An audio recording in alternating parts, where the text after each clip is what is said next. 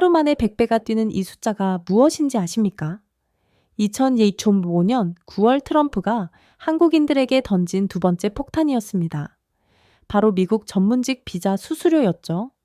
불과 며칠 전까지만 해도 상황은 달랐어요. 유감이다. 다시 미국의 미래를 함께 만들어 가겠다고 다짐했거든요. 한국 기업들이 미국에 쏟아부은 돈입니다. 현대차는 조지아의 전기차 공장을, 삼성은 텍사스의 반도체 공장을, LG는 배터리 합작 공장을 짓고 있었죠. 그런데 트럼프가 다시 한번 예고 없이 칼을 뽑아들었습니다. 한국이 우리 시장에서 돈을 벌려면 그만한 대가를 치러라. 하지만 이번에는 한국인들이 달라졌습니다. 한국인 300명이 쇠사슬에 묶여 끌려가는 모습을 본 순간 이미 돌이킬 수 없는 선을 넘어버린 거였어요. 그리고 한국의 반응은 세계를 놀라게 했습니다. 굴복이 아니라 맞서기, 굽히기가 아니라 당당하기. 도대체 한국은 무슨 근거로 이런 선택을 할 수 있었을까요? 무엇이 세계 최강국 미국을 당황하게 만들고 있는 걸까요? 이야기 시작하기 전에 좋아요와 구독 버튼 가볍게 한번 눌러주시면 저 감동 이야기 서은비에게 정말 따뜻한 격려가 됩니다. 지금 어디에서 이 영상을 시청하고 계신지 아래 댓글에 나눠주세요. $1000로 살 수 있던 것이 하루 만에 10만 달러가 됐다면 어떨까요? 이게 바로 2025년 9월에 일어난 일입니다. 트럼프가 한국인들에게 던진 폭탄이었죠. 어제까지만 해도 괜찮았습니다.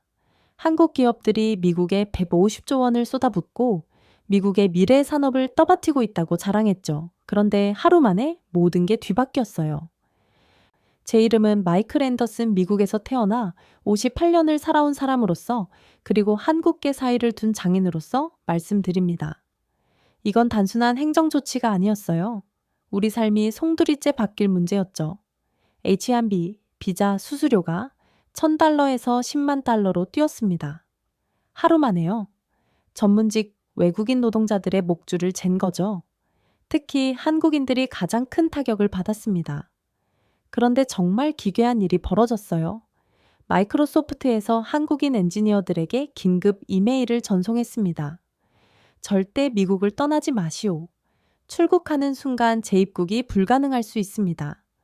모든 해외 출장과 개인 여행을 즉시 중단하십시오. JP 모건도 마찬가지였어요.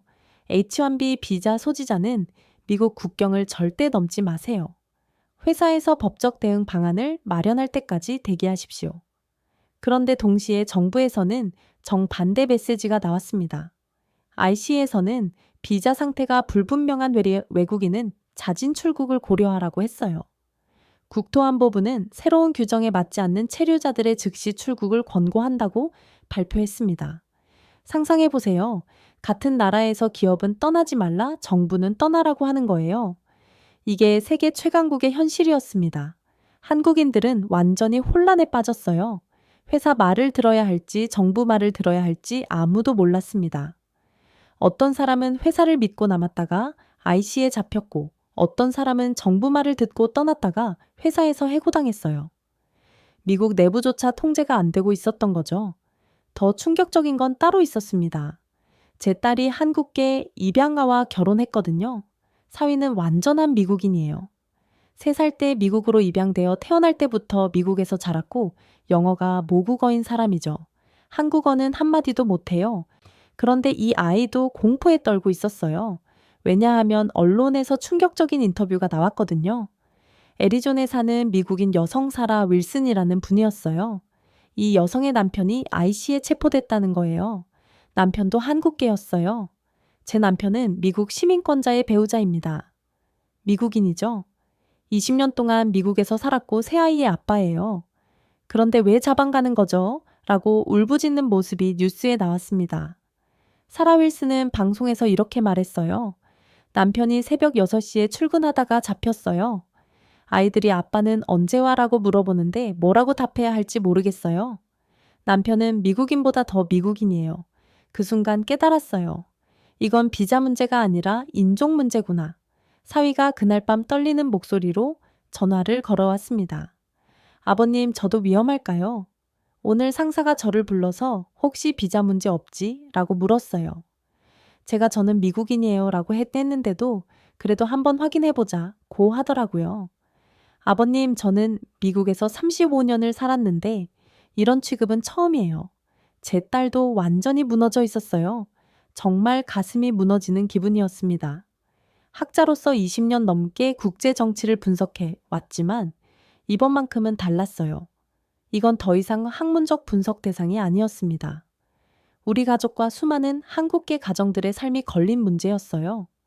더 기가 막힌 건 한국인 커뮤니티 전체가 공황 상태에 빠졌다는 거예요. 이때부터 저는 이 문제를 완전히 다르게 보기 시작했어요. 이건 그냥 정책 이슈가 아니었습니다. 내 가족의 문제였고 수많은 선량한 사람들의 삶이 송두리째 무너지는 문제였어요.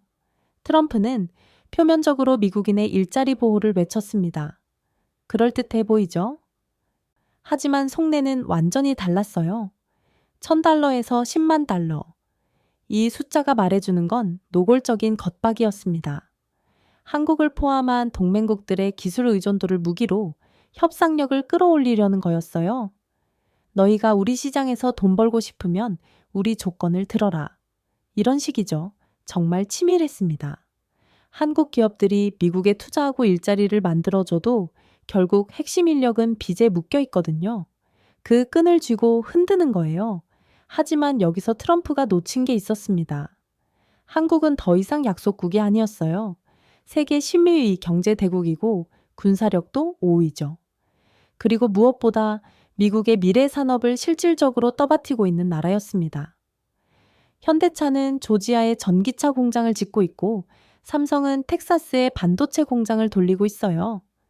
LG는 배터리 합작 공장으로 미국 전기차 시대를 열어가고 있습니다. 총 150조 원 규모의 투자죠. 미국이 중국과 기술 패권 경쟁을 벌이는 상황에서 한국의 기술과 자본이 없으면 미국도 버티기 힘들어요. 트럼프도 이걸 모를 리 없었습니다. 그럼에도 왜 이런 강수를 둔 걸까요? 한국이 순순히 굴복할 거라고 생각했나 봅니다. 어차피 한국은 미국 없이 못 산다는 고정관념에 빠진 거죠. 1980년대, 1990년대식 사고였어요. 하지만 한국 사회의 반응은 달랐습니다. 투자하고도 비자 폭탄 맞았다는 분노가 확산되기 시작했어요. 온라인 커뮤니티는 물론이고 주요 언론들도 이건 명백한 경제보복이라고 비판했습니다. 한국의 두뇌와 기술이 미국의 협상 카드로 전락한 순간이었습니다. 하지만 트럼프가 간과한 게 있었어요. 한국이라는 나라가 가진 진짜 힘을 말입니다. 비자 폭탄이 터진 지 48시간도 안 돼서 예상치 못한 곳에서 첫 번째 비명이 터져 나왔습니다. 바로 루이지네였어요. 주지사가 긴급 기자회견을 열었거든요. 평소 차분하기로 유명한 이 사람이 완전히 다른 모습이었어요. 목소리부터 떨리고 있었습니다. 현대제철 프로젝트는 흔들리지 않습니다. 절대로요. 주지사의 첫 마디였어요. 하지만 전문 기술 인력의 비자 문제는 반드시 해결돼야 합니다. 이건 루이지네의 미래가 걸린 문제거든요. 저는 그 장면을 보면서 소름이 돋아요. 미국의 한 주 정부가 한국 기업 때문에 이렇게 절규하다니 이게 현실이라고요. 루이지네에서 무슨 일이 벌어지고 있었는지 설명드릴게요. 현대제철이 루이지네 베턴루지에 짓고 있는 제철소 프로젝트죠. 투자 규모만 15조 원이에요. 미국 남부 최대 제철소가 될 예정이었습니다. 그런데 핵심 기술진이 모두 한국에서 온 사람들이었어요. 제철소 건설에는 특수한 기술이 필요하거든요. 고로 설계, 아병이 설치, 품질 관리, 이런 거는 하루아침에 배울 수 있는 게 아니에요. 최소 10년은 현장에서 몸으로 익혀야 하는 기술이죠. 현대제철의 한국 기술진 없이는 그 제철소가 돌아갈 수 없다는 뜻이었어요. 주지사가 계속 말했습니다. 이 프로젝트가 완성되면 루이지네에 기만 개의 직접 일자리와 5만 개의 간접 일자리가 생깁니다. 우리 주민들의 미래가 걸린 일이에요. 그런데 비자 폭탄 때문에 한국 기술진들이 모두 떠날 위기에 처한 거였죠. 더 기가 막힌 건 조지아에서도 똑같은 일이 벌어졌다는 거예요. 조지아 주지사는 루이지네나보다 더 노골적이었습니다. 한국 기업 없이는 조지아의 비전도 없습니다. 이렇게 대놓고 말한 거예요. 조지아 상황은 더 심각했어요. 바로 300여 명의 한국인 기술자들이 떠난 그 현장이죠. 투자 규모는 수십조 원 8천 명 고용 예정이었죠. 말 그대로 꿈의 공장이 들어온다고 미래를 그리던 곳이었습니다. 그런데 여기도 한국 기술진이 핵심이었어요. 전기차 제조는 기존 내연 기관차와 완전히 다른 기술이거든요. 배터리 팩 조립, 전력 제어 시스템, 충전 인프라. 이런 거는 현대차가 20년 동안 축적한 노하우예요. 캠프 주지사가 이렇게 말했어요. 외국인 투자 유치 정책은 반드시 유지돼야 합니다. 조지아의 경제 전략 핵심이거든요. 그런데 더 충격적인 건 따로 있었어요. 지역 주민들과 노조가 직접 나서기 시작한 겁니다. 시위까지 벌이면서요. 조지아 사반나 지역 주민들이 피켓을 들고 나왔어요. 한국 없이는 우리도 끝이라고 쓰인 팻말을 들고 말이에요. 노조도 마찬가지였습니다. 한국 기업이 떠나면 우리 일자리도 사라진다고 외치면서요. 제가 현장 영상을 보는데 정말 기가 막혔어요. 미국 시민들이 한국을 지켜달라고 시위하는 모습이었거든요. 한 조지아 주민이 인터뷰에서 이렇게 말했어요. 현대차 공장 때문에 우리 동네가 완전히 바뀌었어요. 집값도 오르고 상가도 늘어나고. 그런데 갑자기 한국 사람들을 내쫓는다고 하니 어떻게 하라는 거예요? 루이지애나도 시간이 지날수록 상황은 비슷해졌어요. 베턴 루지 지역 노조위원장이 성명을 발표했습니다. 현대제철 없이는 루이지애나 제조업의 미래가 없다. 연방정부는 즉시 비자 정책을 재검토하라. 이때부터 저는 상황의 심각성을 깨닫기 시작했어요. 한국 기업들의 미국 내 투자 규모가 얼마나 되는지 아세요? 무려 150조 원이에요. 그것도 현재 진행 중인 프로젝트만 22개나 됩니다. 텍사스만 봐도 그래요. 삼성전자가 오스틴과 테일러에서 반도체 공장을 운영하고 건설하고 있거든요. 투자 규모만 30조 원이에요. 여기서 일하는 한국 엔지니어만 수천 명이죠. LG는 어떤가요? 미시간에서 GM과 배터리 합작 공장을 돌리고 있어요. 오하이오에서는 포드와 손잡고 있고요. 이것도 수십조 원 규모입니다. 지금 미국의 제조업 부흥, 특히 첨단 제조업의 핵심 축이 바로 한국이었던 거예요. 그런데 트럼프가 그 핵심 축을 흔들어 버린 거죠. 더 놀라운 건 이런 현실을 미국 사람들이 이제야 깨닫기 시작했다는 거예요. 월스트리트 저널에서 분석 기사를 냈어요. 한국 투자 없는 미국 제조업 부활은 불가능이라는 제목이었죠. 기사 내용이 정말 충격적이었어요. 지난 5년간 미국 제조업 일자리 증가의 30%가 한국 기업 투자와 직관접적으로 연결되어 있다. 특히 전기차 반도체 배터리 분야에서 한국 기업의 기술과 투자 없이는 중국과의 경쟁에서 승리할 수 없다. 이게 전문가들의 분석이었어요. 제가 20년 넘게 국제 정치를 분석해왔지만 이런 상황은 처음 봤습니다. 한 나라의 기업들이 다른 나라의 경제 정책을 좌우하는 수준이었거든요. 그런데 더 기가 막힌 일이 벌어졌어요. 텍사스에서도 같은 일이 시작된 거예요. 그레그 에버 텍사스 주지사가 삼성전자 현지 법인 대표를 긴급 면한했다는 뉴스가 나왔어요. 면한 후 주지사가 성명을 발표했습니다. 텍사스는 삼성전자와 함께 반도체 허브로 성장해왔다. 연방정부의 이민 정책이 이런 파트너십을 해치면 안 된다. 한국 기업 하나하나가 각주의 경제 운명을 쥐고 있었던 거죠. 저는 이런 상황을 지켜보면서 정말 놀랐어요. 1988년 서울 올림픽 때 제가 봤던 한국과는 완전히 다른 나라가 된 거잖아요. 당시 저는 미군 장교 후보생으로 한국에 갔었거든요. 그때 한국은 정말 어려웠어요.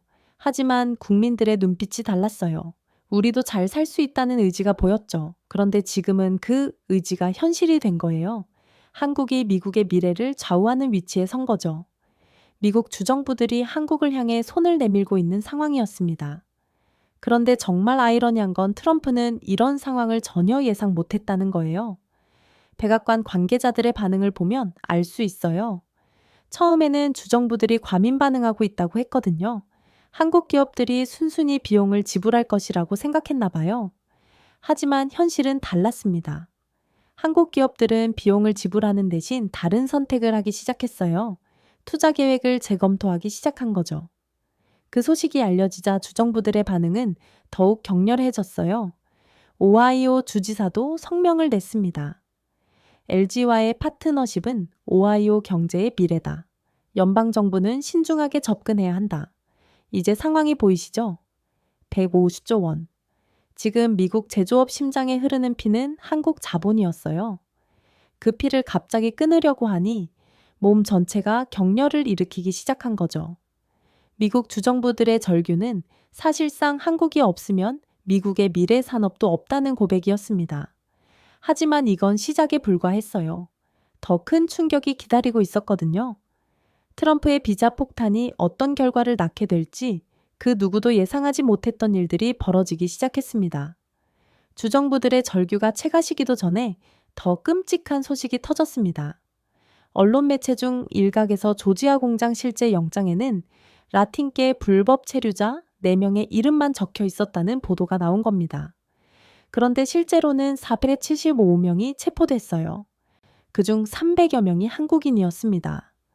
영장에 한국인 이름은 단 한 명도 없었지만 쇠사슬에 묶여 끌려간 건 300명의 한국인이었습니다. 이게 도대체 어떻게 가능한 일일까요? 사위가 들은 얘기를 전해줬어요. 현장에 있던 한국 기술자가 직접 봤대요. IC 요원들이 처음에는 라틴계 사람들만 찾고 있었대요. 그런데 갑자기 한국인들도 싹 잡기 시작한 거래요. 무슨 근거로요? 제가 물었죠. 그게 문제예요. 비자 서류를 제대로 확인하지도 않고 일단 잡고 보는 식이었다는 거예요. 동양계 얼굴이면 무조건 끌고 간 거죠. 정말 끔찍했습니다. 더 충격적인 건 체포 과정이었어요. 한국 기술자들에게 수갑을 채우고 허리와 발목에는 쇠사슬까지 묶었다는 거예요. 마치 중범죄자 취급을 한 거죠. 한 한국인 기술자가 나중에 증언했어요. 저는 H1B 비자를 정식으로 받고 3년째 일하고 있는 사람이에요. 그런데 갑자기 범죄자 취급을 당했어요. 수갑을 채우는데 왜 그러는지 물어봤더니 일단 따라와라고 하더라고요. 이 사람은 계속 말했어요. 현장에서 스마트폰에 찍어둔 비자 서류를 보여줬는데도 소용없었어요. 나중에 확인하겠다면서 일단 끌고 가는 거예요. 저는 합법적으로 일하고 있습니다라고 심지어 영어로 말했는데도 듣지 않았어요. 구금시설 상황은 더 열악했습니다. 한국인들이 집단으로 수용된 구금시설은 완전히 감옥이었어요. 화장실도 제대로 없고 바닥에서 잠을 자야 했다는 거예요. 한 구금자가 나중에 인터뷰에서 말했어요. 20년 동안 미국에서 성실히 일하고 세금 내고 살았는데 하루아침에 범죄자가 된 기분이었어요. 화장실 가려면 허락을 받아야 하고 물도 마음대로 마실 수 없었어요. 밥은 거의 개밥 수준이었죠. 그런데 더 가슴 아픈 건 가족들의 상황이었어요. 갑자기 남편이 아빠가 잡혀가니까 가족들이 완전히 패닉에 빠진 거죠. 아이들은 아빠가 언제 와요? 라고 물어보는데 엄마들은 뭐라고 답해야 할지 몰랐어요. 한 한국인 아내가 눈물을 흘리며 인터뷰했어요. 남편이 새벽에 출근하다가 잡혔어요. 점심때까지 연락이 없어서 사고라도 난 줄 알았어요. 그런데 구금시설에 있다는 거예요. 아이들에게 뭐라고 설명해야 할지 미국에 계속 있어도 되는 건지 모르겠어요. 이때부터 미국 사회에서 소문이 돌기 시작했어요. IC 요원들이 실적을 올리기 위해 한국인들을 잡았다는 거였죠. 처음에는 단순한 루머라고 생각했어요. 그런데 점점 신빙성이 있어 보이기 시작했습니다. 왜냐하면 이미 이 이슈에 대해서는 예전부터 전직 IC 간부들이 비슷한 증언을 한 적이 있었거든요. 토마스 샌드웨그 전 IC 국장 대행이 몇 년 전에 이렇게 말한 적이 있어요. IC의 실적 압박 구조는 정말 위험합니다. 체포 숫자로 평가를 받다 보니 꼭 잡아야 할 사람보다는 잡기 쉬운 사람을 타겟으로 하는 경우가 생겨요. 존 하우저 전 IC 비서실장도 경고했었죠. 자격 요건을 낮추고 실적 위주로 운영하면 결국 악의적인 동기로 조직이 채워질 것입니다. 그런데 조지아 사건을 보니 이런 우려가 현실이 된 것 같았어요. 영장에는 라틴계 4명만 있었는데 한국인 300여 명을 잡았다는 소문은 왜 나는 걸까요? 라틴계 불법 체류자들은 찾기 어렵지만 한국 기술자들은 정해진 장소에서 규칙적으로 일하니까 잡기 쉬웠던 거죠. 실적 장부에 우리의 동포가 숫자로 기록된 거예요. 정말 치과 떨렸습니다. 한국 사회의 반응은 폭발적이었어요. 온라인 커뮤니티는 분노로 들끓었고 언론들도 연일 보도했습니다. 합법 체류자를 범죄자 취급 투자하고도 수갑찬 한국인들, 이것이 동맹국에 대한 유인가? 이런 헤드라인들이 쏟아져 나왔어요. 더 화가 났던 건 미국 정부의 대응이었어요. 처음에는 적법한 단속이었다고 했다가 나중에는 절차상 실수가 있었다고 말을 바꿨어요. 그러다가 결국 조사해 보겠다고 했죠. 처음엔 전용 취업비자 발의안까지 통과됐어요. 그런데 지금은 어떤가요? 10만 달러를 지불하고 비자를 받는 사람이 어디 있을까요? 미국 내에서도 말이 계속 바뀌니까 더 의심스러웠어요. 한국 기업들의 반응도 즉각적이었습니다. 현대차는 조지아 프로젝트 진행을 일시 중단한다고 발표했어요. 직원들의 안전이 보장되지 않는 상황에서는 정상적인 업무가 불가능하다는 이유였죠. 삼성전자도 텍사스 공장에서 한국 기술진들의 출장을 전면 중단했어요. LG도 마찬가지였습니다. 갑자기 한국 기업들이 미국 투자를 멈춰버린 거예요. 그제야 미국 쪽에서 당황하기 시작했어요. 조지아 주지사가 다시 나섰어요. 이번 사건은 연방정부의 과도한 단속이 원인이다. 조지아주는 한국 기업들과의 파트너십을 계속 이어갈 것이다. 하지만 이미 늦었어요. 한국인들의 신뢰는 완전히 무너져 버렸거든요. 제 사위도 말했어요. 아버님, 이제 한국 사람들은 미국을 다른 눈으로 보기 시작했어요. 언제 또 잡혀갈지 모른다는 공포가 생긴 거죠. 정말 안타까웠습니다. 한국 기술자들은 총칼 대신 기술로 미국을 세우던 사람들이었어요. 그런데 이제 진실이라면 실적 노름의 희생양이 된 거죠. 더 씁쓸한 건 이런 일이 한국만의 문제가 아니라는 거였어요. 다른 아시아계 히스패닉계도 비슷한 두려움을 갖기 시작했어요. 합법적으로 일해도 언제 잡혀갈지 모른다는 공포가 확산된 거죠. 미국이 스스로 글로벌 인재들을 멀어지게 만들고 있었어요. 그런데 정작 문제의 핵심인 라팅의 불법 체류자 4명은 어떻게 됐을까요? 결국 못 찾았어요. 한국인 300명을 잡는 동안 정작 찾으려던 사람들은 다 도망간 거죠. 정말 아이러니했습니다.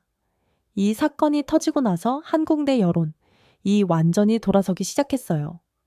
미국이 우리를 동맹국으로 보지 않는다. 투자 중단하고 철수해야 한다. 더 이상 호구 노릇할 필요 없다. 이런 목소리들이 커지기 시작했어요. 억울함이 분노로 바뀌며 한국의 자존심이 깨어나고 있었습니다. 하지만 미국은 아직 심각성을 깨닫지 못하고 있었어요. 이 사건이 얼마나 큰 파장을 불러일으킬지 전혀 예상하지 못했던 거죠. 한국인들은 이제 우리가 당할 이유가 없다고 생각하기 시작했어요. 그리고 그 생각은 곧 행동으로 이어질 예정이었습니다. 조지아 구금 사건은 단순한 단속 실수가 아니었어요. 한국과 미국 관계에 돌이킬 수 없는 균열을 만든 사건이었습니다.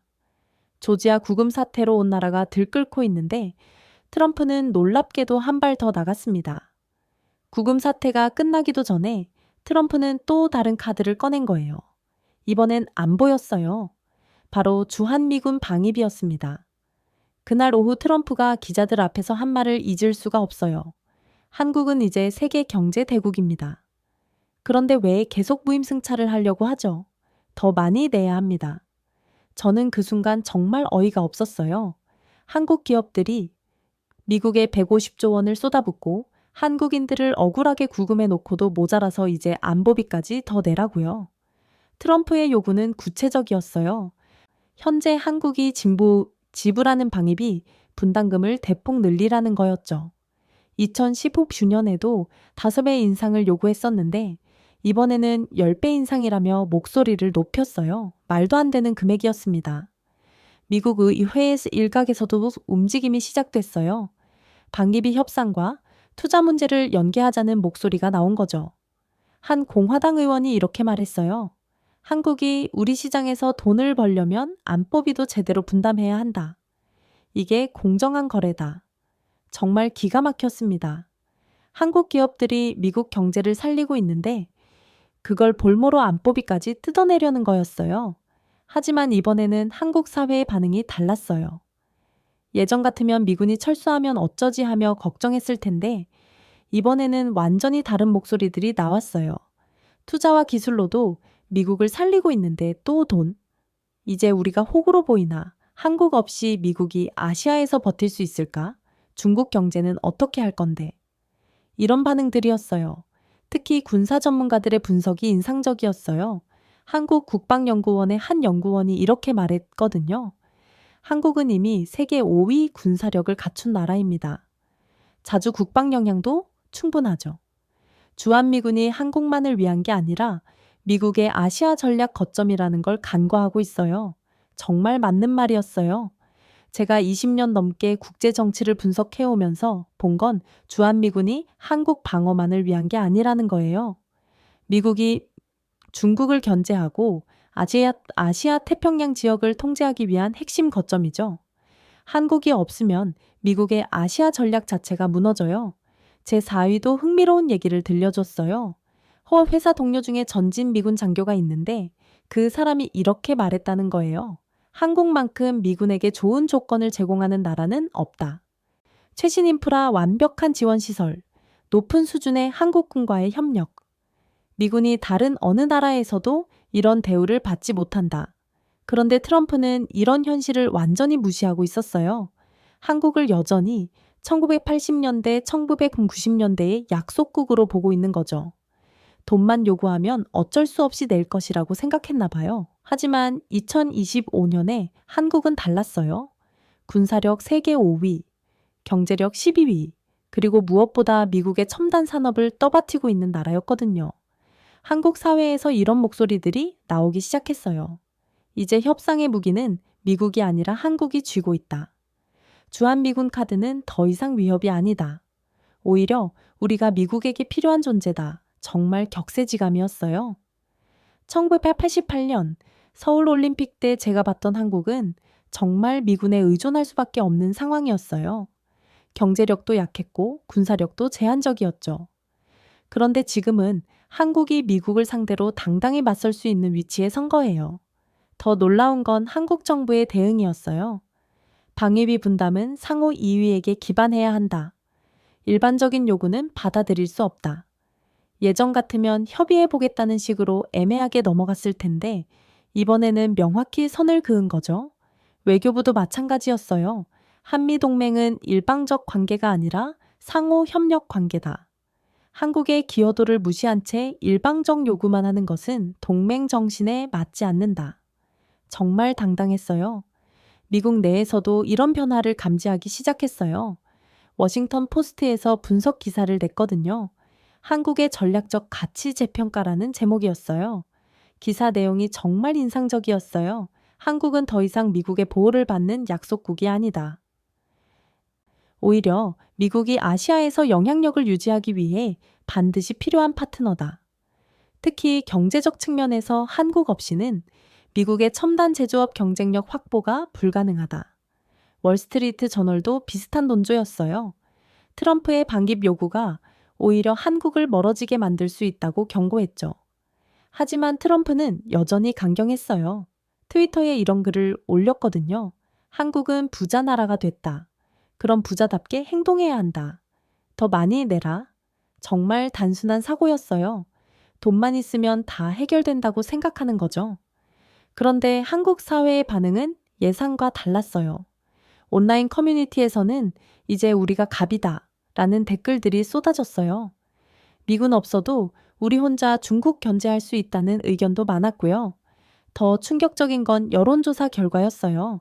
한 언론사가 주한미군 방위비 대폭 인상 요구에 대한 국민 여론을 조사했는데 60%가 거부해야 한다고 답했어요. 미군 철수도 감수할 수 있다는 응답도 40%나 됐죠. 예전 같으면 상상도 못할 결과였어요. 제 딸도 이런 얘기를 하다군요. 아빠, 요즘 한국 사람들 마인드가 완전히 바뀐 것 같아요. 예전에는 미군이 없으면 어쩌지 했는데 이제는 미군 없어도 우리가 더 강하다고 생각하는 것 같아요. 정말 놀라운 변화였어요. 한국의 자신감이 어디서 나오는지 알 수 있었어요.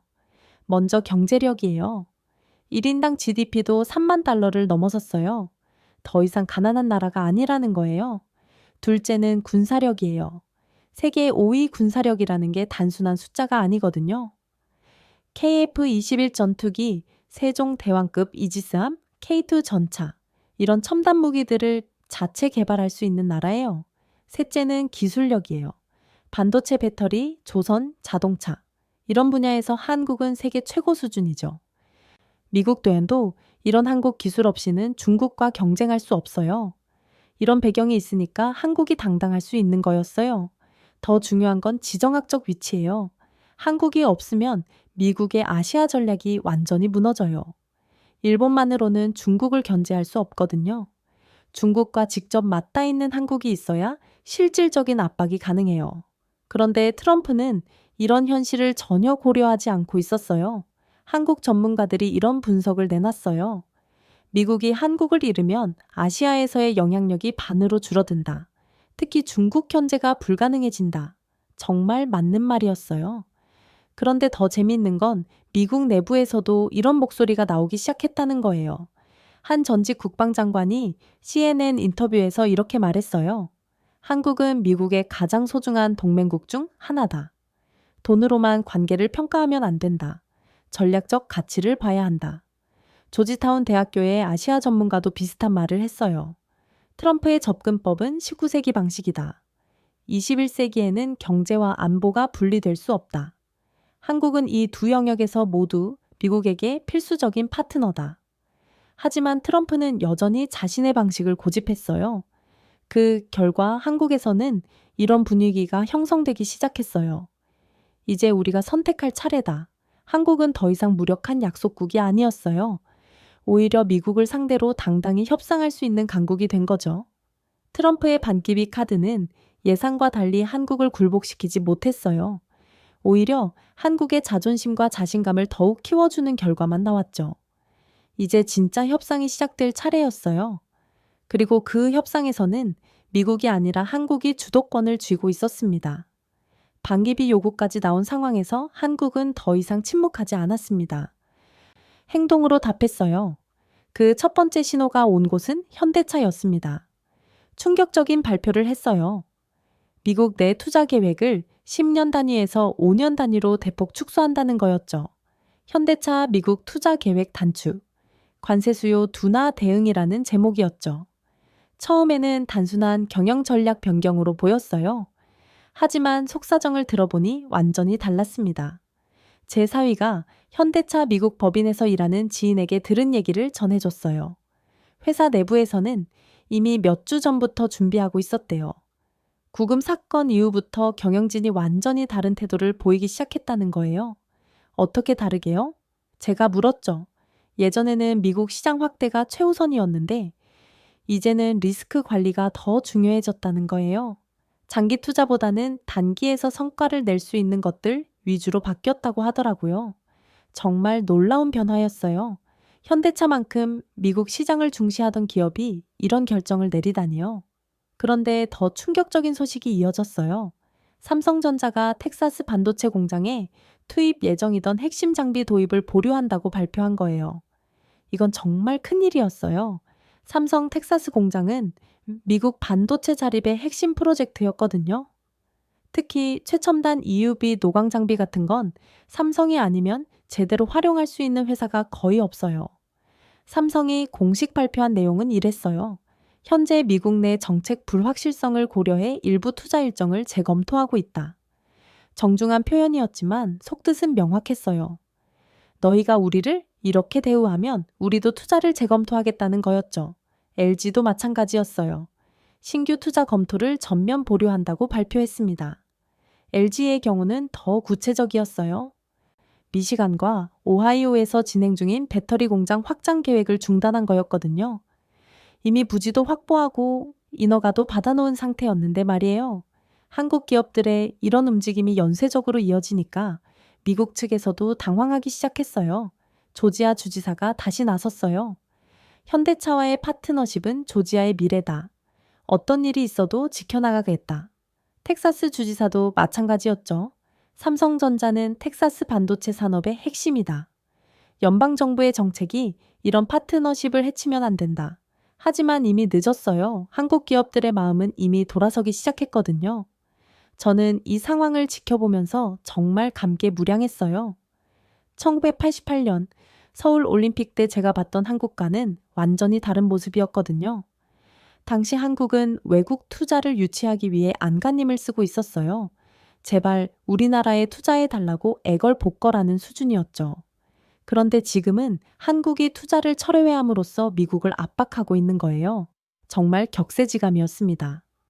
더 놀라운 건 이런 변화가 단순한 경영진의 결정이 아니라는 거였어요. 한국 사회 전체의 분위기가 바뀐 거죠. 한국 온라인 커뮤니티들을 보면 이런 댓글들이 쏟아져 나왔어요. 현대차 잘했다. 이제야 정신 차렸네. 삼성도 당당하게 나가자.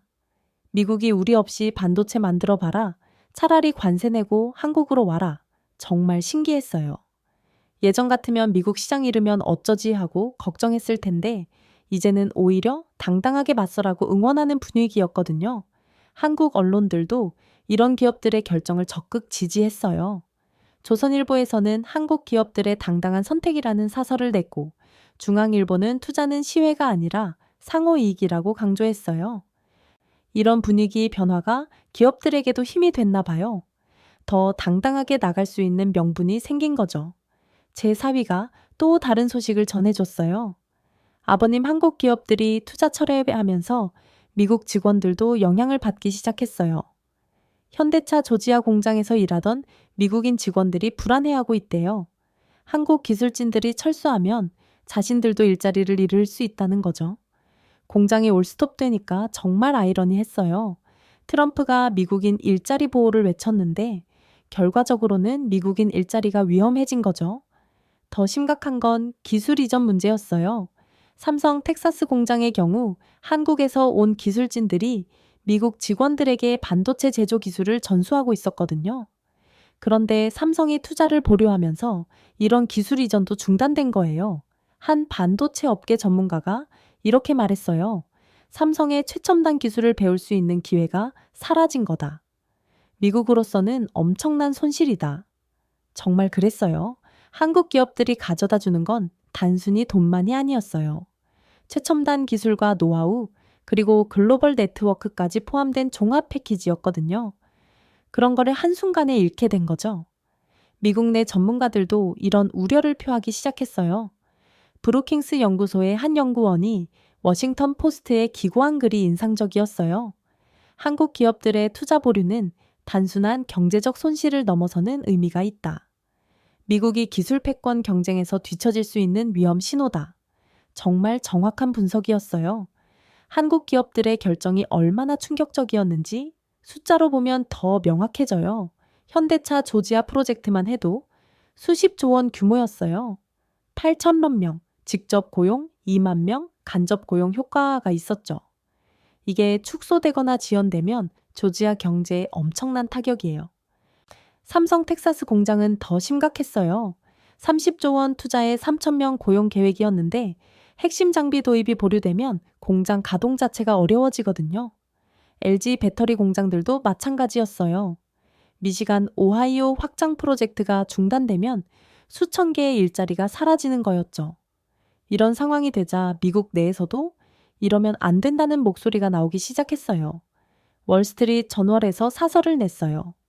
한국 기업들의 투자 없이는 미국의 제조업 부활이 불가능하다. 정부는 즉시 정책을 재검토해야 한다. 뉴욕타임스도 비슷한 논조였어요.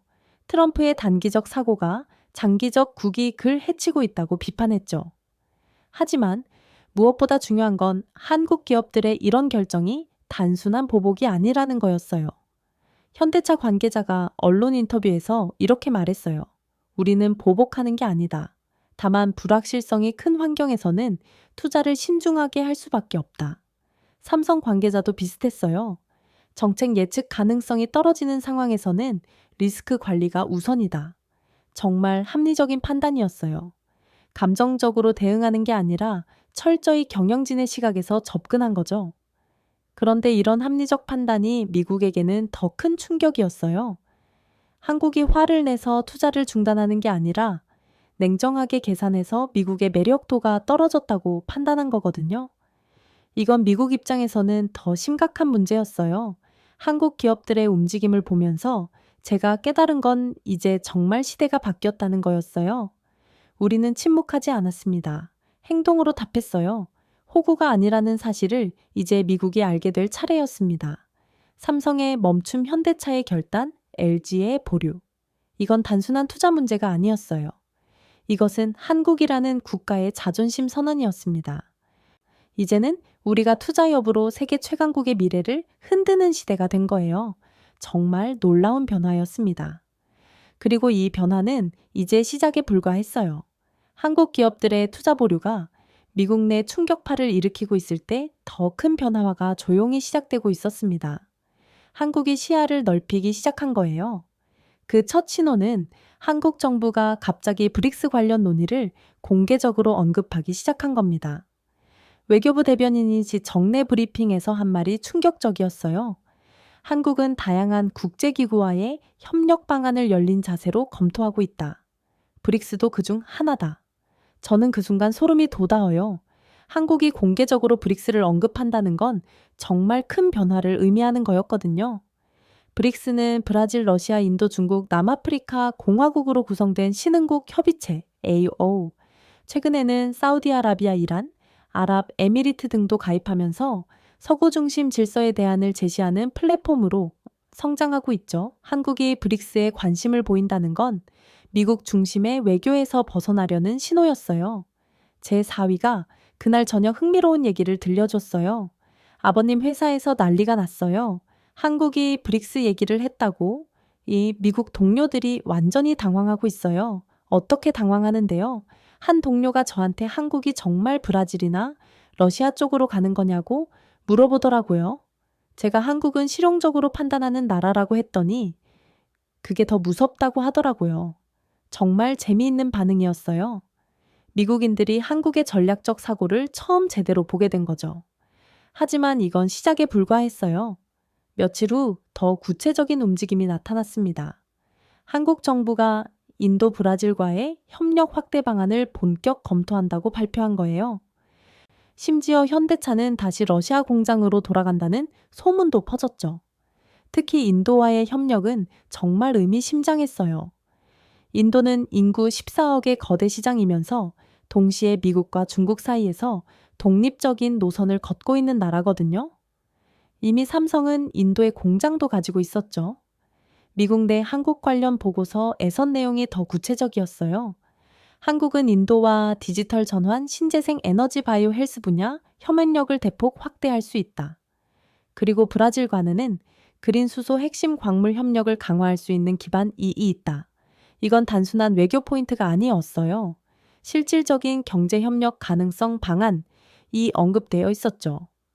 더 놀라운 건 CPTPP 제논의 카드까지 나온 거였어요. CPTP는 환태평양 경제동 반자 협정이에요.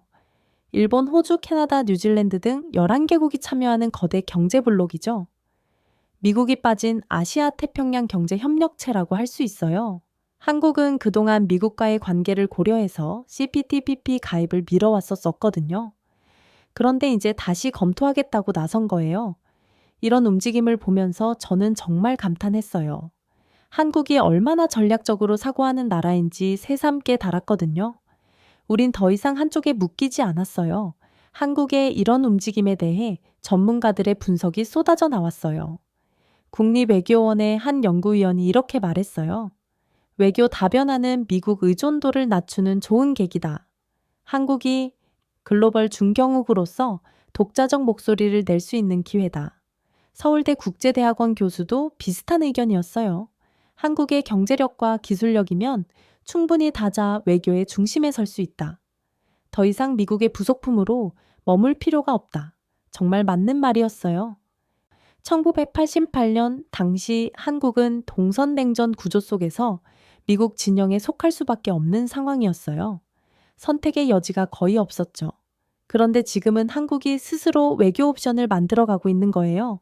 정말 놀라운 변화였습니다. 더 흥미로운 건 다른 나라들의 반응이었어요.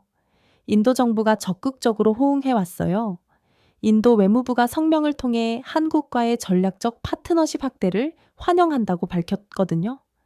브라질도 마찬가지였어요. 대통령이 직접 한국은 라틴 아메리카에서 가장 중요한 아시아 파트너라고 언급했죠.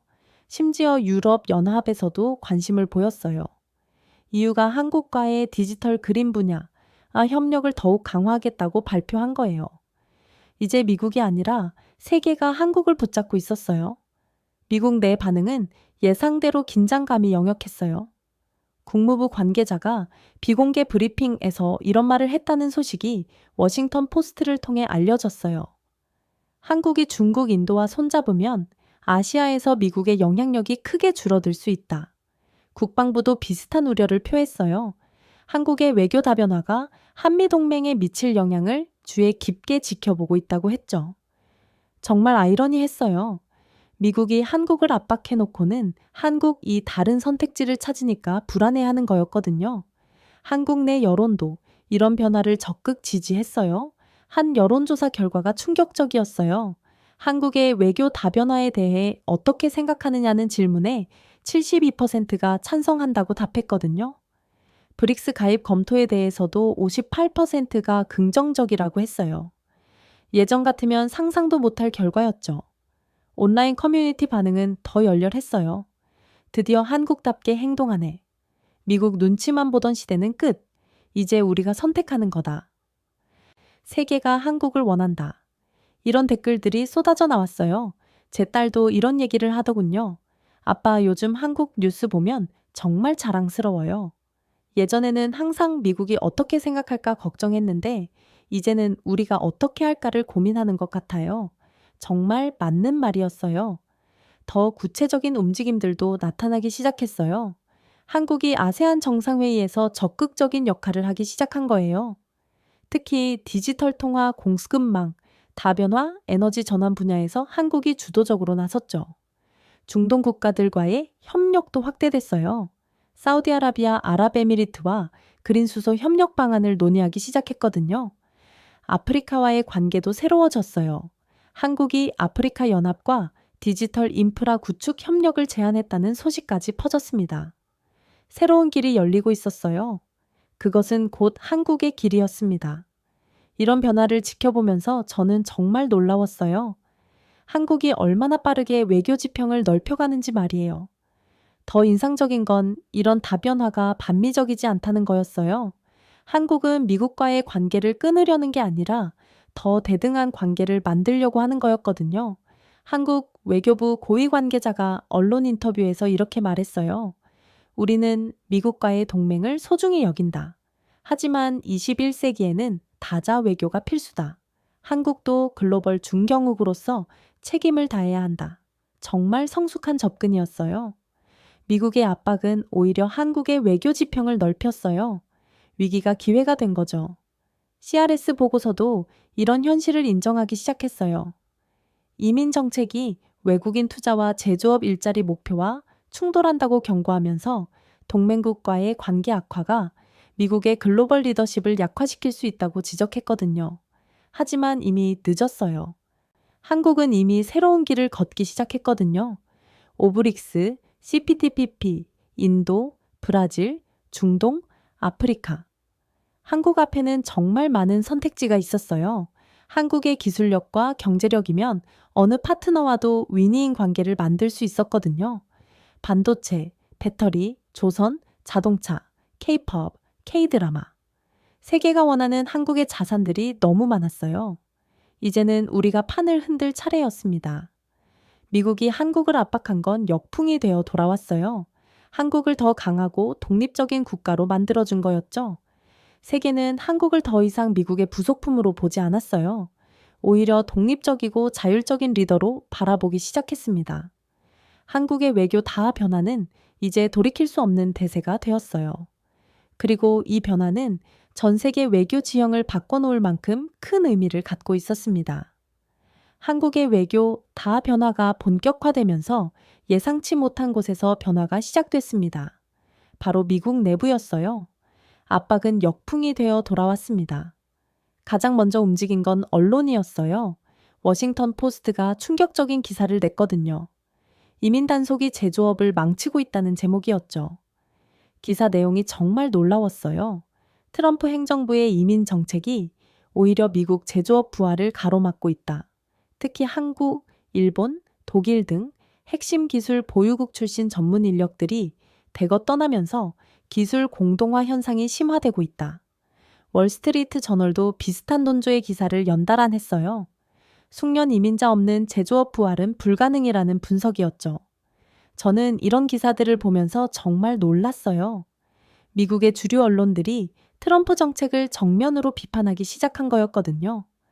더 충격적인 건 현장에서 직접적인 반발이 시작됐다는 거였어요. 조지아에서 시민들이 직접 나선 겁니다. 사반나 지역 주민들이 피켓을 들고 거리로 나왔어요. 한국 없이는 우리도 끝이라고 쓰인 팻말을 들고 말이에요. 정말 기가 막힌 광경이었어요. 미국 시민들이 한국을 지켜달라고 시위하는 모습이었거든요. 한 시위 참가자가 현지 언론과의 인터뷰에서 이렇게 말했어요.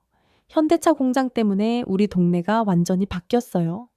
집값도 오르고 상가도 늘어나고 아이들 학교도 좋아졌어요. 그런데 갑자기 한국 사람들을 내쫓는다고 하니 어떡하라는 거예요. 또 다른 주민은 더 직설적이었어요. 20년 동안 이 지역은 죽어 있었어요. 현대차가 오고 나서야 살아났거든요. 한국 기술자들이 떠나면 우리도 다시 원점으로 돌아가는 거예요. 이제 미국 거리에서도 한국의 이름이 울려 퍼지고 있었어요. 노조들의 반응은 더 격렬했어요. 조지아주 자동차 노조가 성명을 냈어요.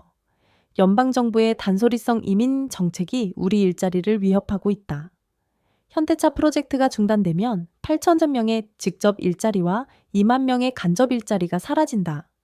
루이지애나는 더 심각했어요. 베턴루지 지역 제철소 노조가 주지사 앞에서 집회를 열었거든요. 현대제철 없이는 루이지애나 제조업의 미래가 없다는 구호를 외치면서요. 존 벨 에드워즈 루이지애나 주지사가 다시 나섰어요. 이번에는 더 강력했죠. 연방정부는 즉시 이민 정책을 재검토해야 한다. 한국 없이는 루이지애나의 제철업이 불가능하다. 주지사가 공개적으로 연방정부 정책을 비판한 거였어요. 정말 이례적인 일이었죠. 텍사스에서도 비슷한 일이 벌어졌어요. 그레그 에버 텍사스 주지사가 삼성전자 오스틴 공장을 직접 방문했거든요. 그리고 나서 강력한 성명을 발표했어요. 삼성은 텍사스 반도체 산업의 심장이다. 연방정부의 이민 정책이 이런 핵심 파트너십을 해치는 것을 용납할 수 없다. 주지사가 이렇게까지 나서는 건 정말 드문 일이었어요. 더 놀라운 건 삼성 테일러 공장 건설 현장에서 일하는 미국인 노동자들까지 나선 거였어요. 한 건설 노동자가 현지 언론에 이렇게 말했어요. 한국 기술자들이 없으면 이 공장 자체가 불가능해요. 우리가 아무리 열심히 해도 그 사람들의 기술과 경험을 따라갈 수 없거든요. 또 다른 노동자는 이렇게 했어요. 정부가 한국 사람들을 괴롭히면 우리 일자리도 같이 날아가는 거예요. 이게 말이 돼요. 이런 현장의 목소리들이 쌓이면서 미국 정치권에서도 균열이 시작됐어요. 공화당 내부에서도 다른 목소리가 나오기 시작한 거예요. 텍사스 출신 공화당 하원 의원이 트위터에 이런 글을 올렸어요. 텍사스 경제의 핵심인 삼성을 보호해야 한다. 이민 정책과 경제 정책을 분리해서 접근해야 한다. 조지아 출신 공화당 상원 의원도 비슷한 입장을 표했어요. 현대차 프로젝트는 조지아의 미래다. 연방정부는 주 정부와 협의 없이 일방적 정책을 추진하면 안 된다. 정말 이례적인 일이었어요. 공화당 의원들이 이 트럼프 정책을 공개적으로 비판하기 시작한 거였거든요. 그런데 더 결정적인 변화가 나타났어요. 미국 의회 조사국 CRS에서 보고서를 발표한 거예요. 이민 정책이 제조업 투자와 충돌한다는 제목이었죠. 보고서 내용이 충격적이었어요. 현재 이민 정책이 외국인 직접 투자를 저해하고 결과적으로 미국 제조업 일자리 창출 목표와 상충한다는 분석이 나왔다. 더 구체적으로는 이랬어요. 한국, 일본, 독일 등 주요 투자국 출신 전문 인력의 미국 체류가 어려워지면서 해당 국가 기업들의 투자 심리가 급격히 악화되고 있다. CRS는 초당적인 의회 산하 연구기관이거든요. 여기서 이런 보고서가 나왔다는 건 정말 큰 의미였어요. 저는 이 보고서를 보면서 뭔가 전환점이 왔다는 걸 느꼈어요. 이제 미국 내부에서도 트럼프 정책의 문제점을 공식적으로 인정하기 시작한 거였거든요. 제 4위가 그날 밤 흥미로운 얘기를 들려줬어요. 아버님 허버문 회사에서 분위기가 완전히 바뀌었어요. 어떻게요? 예전에는 한국인들이 문제라는 시기였는데 이제는 한국인들 없으면 우리가 문제라는 분위기예요. 상사들이 한국 동료들한테 절대 떠나지 말라고 당부하고 있어요. 정말 180도도 바뀐 거였어요. 사위가 계속 말했어요. 미국 동료 하나가 저한테 한국이 정말 떠날 거냐고 물어보더라고요. 제가 모르겠다, 한국도 자존심이 있으니까 라고 했더니 제발 한국을 설득해 달라고 하더라고요. 이런 변화는 단순히 일부 지역의 문제가 아니었어요. 전국적인 현상이었거든요. 미시간에서도 LG 배터리 공장과 관련된 집회가 열렸어요. 오하이오에서도 주민들이 한국 기업 보호를 요구하는 시위를 벌였죠. 그런데 놀라운 건 여기에 한국계가 아닌 미국인들도 많이 참여했다는 거였어요. 한 참가자가 이렇게 말했어요. 한국은 미국의 소중한 파트너다. 이렇게 대하면 안 된다. 또 다른 참가자는 한국 기업들이 미국 경제에 얼마나 기여하는지 모르는 사람이 너무 많다고 했어요. 진짜 무서운 역풍은 이제 미국 사회 전체가 한국의 중요성을 깨닫기 시작한 거였어요. 하지만 무엇보다 중요한 변화는 트럼프 캠프 내부에서 일어났어요. 워싱턴 포스트가 단독 보도한 내용이었어요. 트럼프 선거 캠프 내부에서 한국 문제가 선거의 악재가 될 수 있다는 우려가 제기됐다는 거였죠. 특히 조지아, 텍사스, 루이지아나 같은 스윙 스테이트에서 한국 기업과 관련된 일자리를 가진 유권자들이 많다는 게 문제였어요. 한 캠프 관계자가 익명으로 이렇게 말했다는 거예요. 조지아에서만 현대차 관련 일자리가 직간접적으로 3만 개가 넘는다. 이 사람들이 등을 돌리면 추후 투표에서 조지아를 이룰 수 있다. 정말 아이러니했어요. 트럼프가 표를 얻으려고 시작한 일이 오히려 표를 잃게 만들 수도 있는 상황이 된 거였거든요. 균열은 분명했어요. 그 틈에서 희망의 빛이 보였습니다. 미국의 언론, 정치인, 시민들조차 한국의 필요성을 외치고 있었어요. 더 놀라운 건 이런 변화가 한국에 대한 인식 자체를 바꿔놓기 시작했다는 거였어요. CNN에서 특집 방송을 했어요. 한국, 미국이 놓칠 수 없는 파트너라는 제목이었죠. 방송에서는 한국의 경제력, 기술력, 그리고 미국 경제에 대한 기여도를 자세히 다뤘어요. MBC도 비슷한 프로그램을 방영했어요. 한국 없는 미국 제조업의 미래는? 라는 주제였죠. 이런 방송들을 통해 일반 미국인들도 한국의 중요성을 깨닫기 시작했어요. 제 딸이 이런 얘기를 하더군요. 아빠, 요즘 미국 뉴스 보면 한국 얘기가 정말 많이 나와요. 예전에는 북한 때문에 나왔는데 이제는 경제, 기술 때문에 나오더라고요. 정말 큰 변화였어요. 우리는 더 이상 미국의 변방이 아니었어요. 한국은 이제 미국 정치와 경제의 중심 이슈가 된 거였죠. 그것도 긍정적인 의미에서 말이에요. 트럼프의 압박은 예상과 정반대의 결과를 나왔어요. 한국을 더 멀어지게 만든 게 아니라 오히려 한국의 가치를 미국 사회가 깨닫게 만든 거였죠. 이제 상황이 완전히 역전됐어요. 미국이 한국을 붙잡으려고 애쓰는 모습이었거든요. 하지만 한국은 이미 새로운 길을 걷기 시작했어요. 미국의 변화된 태도가 한국의 마음을 돌릴 수 있을지는 미지수였죠. 역풍은 이제 태풍이 되어 미국 전체를 흔들고 있었습니다. 그리고 그 중심에는 한국이 있었어요. 저는 책상 앞에 앉아 지난 몇 달을 정리해 보고 있었습니다. 제 서재벽에는 세계 각국의 시계가 걸려 있어요. 워싱턴, 런던, 서울, 도쿄. 그런데 요즘 가장 자주 보게 되는 건 서울 시간이었어요. 이상했죠? 미국에선 하고 자란 제가 한국 시간을 더 신경 쓰게 된 거였으니까요. 변화는 정말 예상치 못한 곳에서 시작됐어요. 지난주 딸이 집에 놀러 왔을 때였어요. 딸이 갑자기 이런 말을 하더군요. 아빠, 우리 아이들이 학교에서 한국에 대해 발표를 했어요. 선생님이 한국이 얼마나 대단한 나라인지 몰랐다고 하시더라고요. 손자가 초등학교에서 한국에 대해 발표를 한 거였어요. 그런데 반응이 예상과 달랐다는 거죠. 선생님이 뭐라고 하셨는데 한국의 기술력이 이렇게 뛰어난 줄 몰랐다고 하시면서 다른 아이들도 한국에 대해 더 알고 싶어 했대요. 특히 K-팝이나 K-드라마 말고 반도체나 전기차 같은 기술 얘기를 듣고 정말 놀라워했다고 해요. 정말 신기했어요. 미국 초등학교에서 한국의 기술력에 대해 진지하게 이야기하고 있다니. 더 놀라운 건 손자가 할아버지 한국 사람들은 정말 똑똑하구나라고 말한 거였어요. 이런 작은 변화들이 곳곳에서 일어나고 있었어요. 제가 자주 가는 동네 카페에서도 비슷한 일이 있었어요. 바리스타가 제게 이런 얘기를 하더군요. 교수님, 요즘 뉴스에서 한국 얘기가 정말 많이 나오더라고요.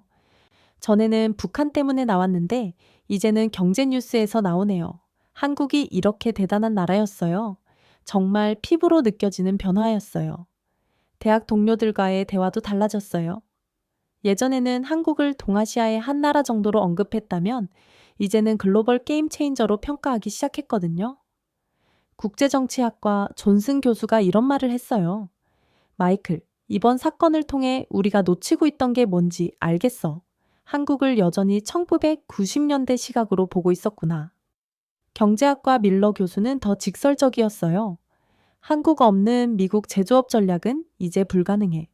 우리가 패러다임을 바꿔야 해.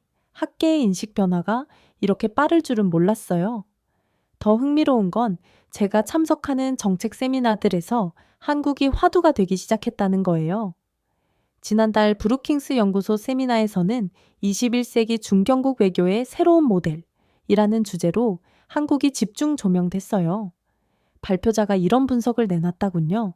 한국은 전통적인 강대국도 약속국도 아닌 완전히 새로운 유형의 국가다. 경제력, 기술력, 문화, 영향력을 모두 갖춘 스마트 파워 국가의 전형이다. 허드슨 연구소에서도 비슷한 논의가 있었어요. 한국의 전략적 자율성이 아시아 질서에 미치는 영향이라는 제목이었죠. 이런 토론들을 들으면서 저는 정말 놀랐어요.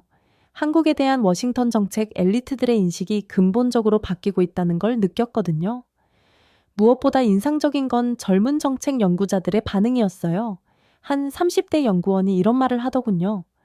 기성세대는 한국을 여전히 미국의 동맹국 정도로 보는데 우리 세대는 다르게 봐요. 한국은 이미 독립적인 글로벌 플레이어예요. 정말 세대 차이가 확연했어요. 미디어의 변화도 눈에 띄었어요. CNN, MBC 같은 주요 방송사들이 한국 관련 다큐멘터리를 제작하기 시작했거든요. 지난주 BBC에서 방영한 한국의 부상아시아의 새로운 강자라는 다큐멘터리를 봤는데 정말 수준 높은 분석이었어요. 한국의 경제력, 기술력, 문화적 영향력을 종합적으로 다뤘다군요. 내셔널 지오그래픽에서도 한국 기업들이 바꾸는 세계라는 특집을 준비하고 있다는 소식을 들었어요. 이런 변화들을 지켜보면서 저는 한 가지 확신하게 됐어요. 이번 사건은 단순한 외교적 갈등이 아니라 글로벌 파워 밸런스의 근본적 변화를 알리는 신호탄이었다는 거예요. 한국이 스스로의 진짜 실력을 깨달았고 세계도 그걸 인정하기 시작했어요. 더 이상 한국을 과소평가할 수 없는 시대가 온 거죠. 가장 상징적인 변화는 제 자신에게서 일어났어요. 예전에는 아시아 정세 분석할 때 중국, 일본 순으로 고려했거든요. 한국은 그 다음이었죠. 그런데 이제는 한국을 첫 번째로 고려하게 됐어요. 한국의 선택이 아시아 전체의 방향을 결정할 수 있다는 걸 깨달았거든요. 제가 최근에 쓰고 있는 보고서 제목도 한국 중심의 새로운 아시아 질서예요. 6개월 전이었다면 상상도 못했을 제목이죠. 동료들도 제 변화를 눈치챘나 봐요. 한 동료가 농담 반 진담 반으로 이런 말을 하더군요. 마이클, 요즘 한국 전문가가 됐네.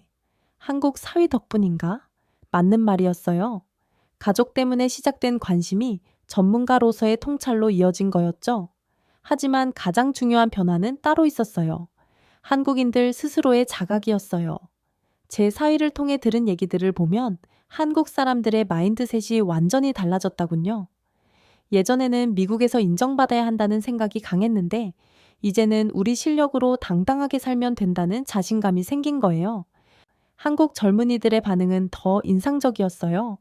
굳이 미국 가서 일할 필요 없다.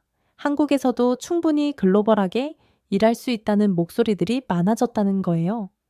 이런 변화가 앞으로 어떤 결과를 가져올지 정말 궁금해요. 한 가지 확실한 거는 이제 누구도 한국을 무시할 수 없다는 거예요. 한국의 선택이 세계 경제와 정치에 실질적인 영향을 미칠 수 있는 시대가 왔거든요. 앞으로 10년 후에는 오늘의 사건들이 한국이 진정한 글로벌 강국으로 인정받기 시작한 전환점으로 기억될 것 같아요. 저는 그 역사적 변화의 목격자가 될 수 있어서 정말 영광입니다. 무엇보다 제 손자들이 더 당당한 세상에서 자랄 수 있게 됐다는 게 기뻐요. 한국계의 혈통을 가진 아이들이 자랑스러워 할 수 있는 세상 말이에요. 변화는 이제 시작일 뿐입니다. 앞으로 더 놀라운 일들이 벌어질 것 같아요. 한국의 새로운 시대가 열리고 있습니다. 트럼프의 비자 폭탄으로 시작된 이 모든 사건들이 결국 한국의 진짜 실력을 세상에 보여주는 계기가 됐어요. 구금 사태의 억울함, 방위비 요구의 부당함, 그리고 한국 기업들의 당당한 대응까지 처음에는 위기처럼 보였던 모든 일들이 결국 한국을 더 강하게 만들어줬죠. 위기와 압박가 앞에 한국의 당당한 변화와 새로운 시작에 대한 오늘의 이야기를 함께 해주셔서 감사합니다.